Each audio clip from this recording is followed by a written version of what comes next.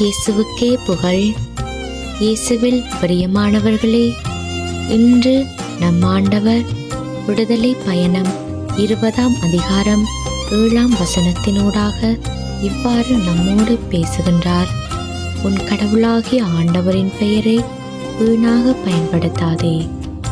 ஆம் பிரியமானவர்களே, கடவுள் மோசே வழியாக நமக்கு கொடுத்த 10 கட்டளையில் 2வது கட்டளையை இன்று நமக்கு வார்த்தையாக கொடுக்கப்பட்டிருக்கு.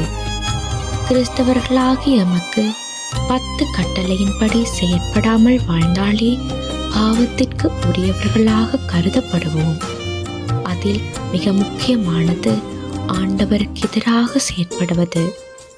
நாம் சற்று சிந்தித்து பார்ப்போம். எங்கட வாழ்க்கையில எத்தனை தடவைகள் பிறரிடத்துல சத்தியம் பண்ணியிருப்போம். ஏதாவது ஒரு விடயத்தை பற்றி பேசி கொண்டிருக்கும் போது நாங்கள் சொல்றத நம்பலாட்டி உடனே சத்தியம் பண்ணுவோம். அம்மா சத்தியமா நான் இதை செய்யலை, கடவுளான நான் போகலை, கேட்கலை என்று வாய்க்கு வந்ததை சொல்லிடுவோம். பிரியமானவர்களே, வேதம் சொல்கிறது, கடவுளாகிய ஆண்டவரோட பெயரை வீணாக பாவிச்சா ஆண்டவரோட தண்டனைக்கு ஆளாவோமாம். அவருடைய தண்டனையில இருந்து தப்பிக்கணுமெண்டா அவருடைய கட்டளைப்படி செயற்படணும்.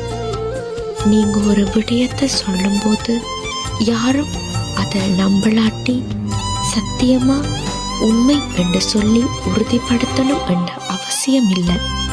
குறிப்பா ஆண்டவரோட பெயரை பயன்படுத்தணும் என்ற அவசியம் இல்லை. இப்படியாக கடவுளுடைய பெயரை தேவையில்லாமல் சொல்லவீங்களா இருந்தா இன்றிலிருந்து அதை விட்டு விடுங்க. ஆண்டவரோட சினத்துக்கும் தண்டனைக்கும் ஆளாகாம இருங்க. தொடர்ந்து விசுவாசத்தோட ஆண்டவரோட பாதத்திலிருந்து ஜெபம் செய்யுங்க. நீங்களும் மாறுங்க, அடுத்தவர்களையும் இயேசுவின் வழியில மாற்றுங்க.